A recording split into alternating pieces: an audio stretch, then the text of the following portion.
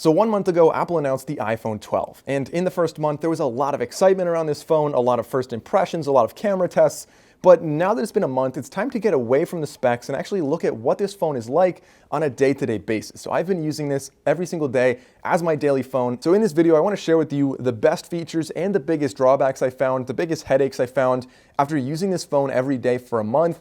And the first thing to note is that this is the iPhone 12, not the Pro, not the Pro Max, not the Mini, because I think this is the phone that is going to be best for most people. It's offering a lot of what the Pro models offer, with the exception of the extra lens, at a much lower price, which is why I think a lot of people would be very happy with this. But like I said, we have a lot to talk about in this video. Let's get into it. The first thing I want to talk about is a pro with this phone, specifically compared to a lot of more flagship phones out there. So this is that it really doesn't collect any fingerprints. I noticed that a lot of glassback phones just get covered in fingerprints, but this one, especially in this light green here, you can really hardly see any fingerprints unless you really catch the glare the right way.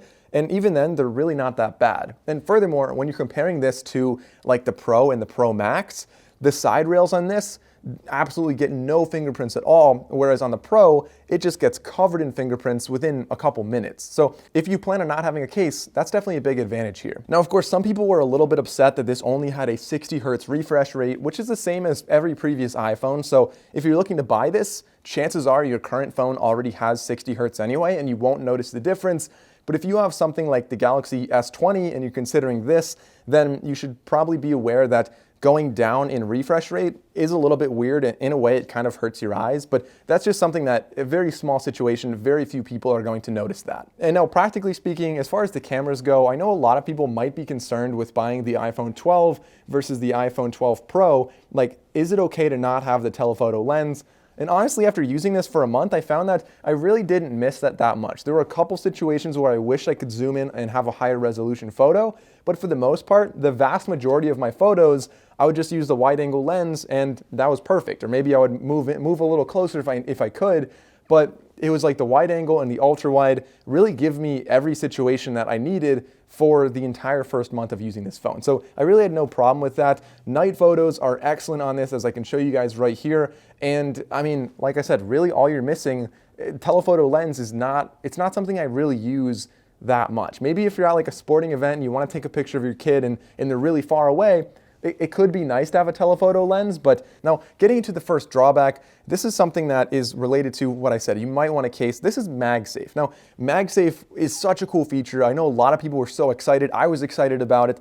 But actually testing it out, I found that I'm going to go on a short rant here about what I think the problem with Magsafe is. So first of all, pretty much every flagship phone you're going to buy these days has wireless charging. So that's not anything especially new. Even the iPhone SE right here has wireless charging. But having Magsafe allows you to do like 3 big things that Apple advertises. And maybe we can do more in the future, but the first thing is that you can use the Magsafe charger. And the benefit is that it allows you to perfectly line up your charging. Now, the problem that I found from this, however, is that it kind of defeats the purpose of wireless charging. I think wireless charging is so you can just drop your phone down, pick it up. It's just so much quicker. You don't have to line up a cable and set it down. Now with this, it's easy to set it down, but whenever you pick it up, you're going to have to pick it up and then basically unplug a cable. So in a way, it's not that different from wired charging. Now, when we talk about the next thing that Apple advertises, it's the cases. And I'm not really going to get into this. I think a magnetic case, we all know, doesn't really serve that much of a purpose. I mean, my case has never fallen off when you didn't have a magnet. And then the third thing that Apple advertised was the wallet on your phone, which I thought the whole purpose of that was so that it's attached to your phone and you can't possibly lose it. But when it's magnetic, every time you slide it in or out of your pocket, there's a decent chance that it could come off of your phone. Now, with that being said, there are some cool cases out there that I think kind of do what Magsafe wants to do. So this one right here, I'll link it down below, but it's really cool. So it's a regular case that the wallet comes on and off, but in a much more mechanical way. So you can actually slide the wallet off sideways when you need to charge it. And then when you click it into place, you can be very confident that your wallet is never going to be disconnected and is not going to ever fall off. So to be clear, I'm not complaining about the Magsafe feature on the iPhone itself. It works just fine and obviously doesn't take away from the phone at all.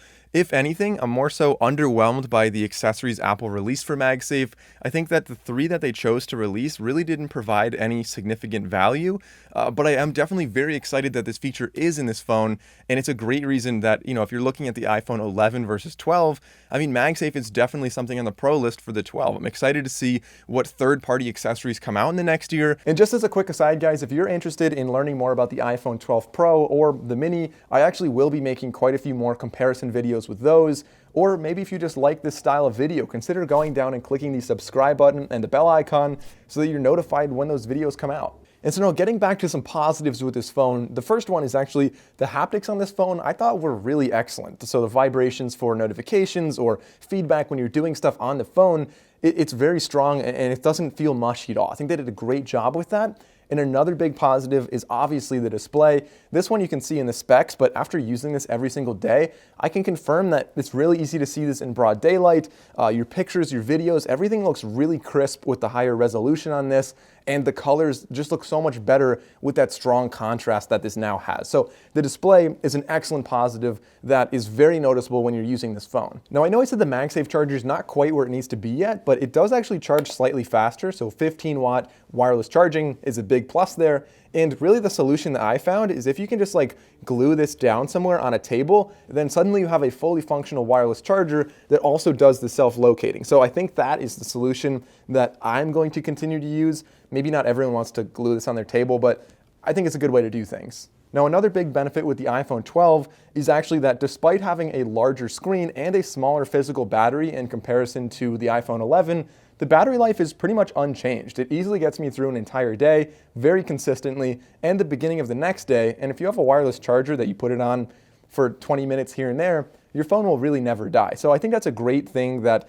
they're able to manage that. 5G, depending on the network you're on, could definitely suck a lot of power. The network that I'm on is not using millimeter wave 5G, so it's definitely not draining it nearly as fast as some other ones.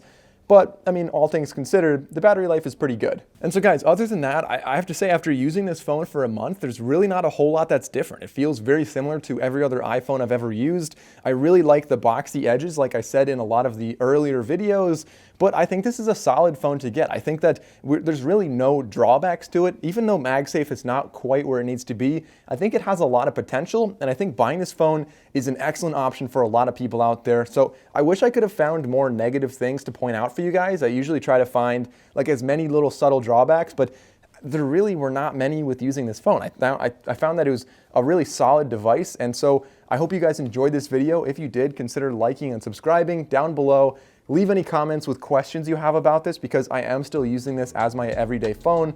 So let me know if you guys want to know anything else about this phone. Thanks for watching, guys. I'll see you next time.